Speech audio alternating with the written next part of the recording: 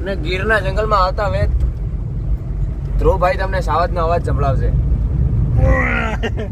ફરીથી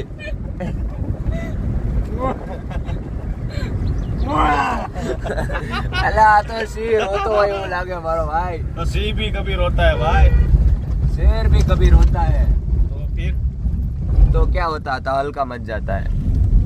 મારી એક ફરમાઈશ છે. बोलो बोलो. અમે અહીંયા ગીરના જંગલમાં આવ્યા હોય ને હાવજના દર્શન કરવા હોય ને હાવજ वो काला हावज એને ભેંસ કહેવાય ભેંસ.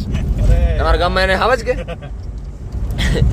ને અમારે હાવજના દર્શન કરવા હોય ને એ ટાઈમે મને કેવું યાદ આવે કે હાવજનું એક ગીત છે એ અમારા ધ્રુવભાઈ તરફથી એક. ઘણું ખરાબ છે ભાઈ અત્યારે અવાજ ન નીકળે.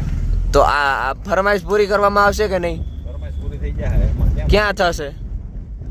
આજ નહીં તો કાલે થઈ જશે. કાલે નહીં. આ અમારા પ્રેક્ષક મિત્રો દર્શક મિત્રો નેસડા જો નેસડા. નેસડો જો નેસડો ક્યાં હે?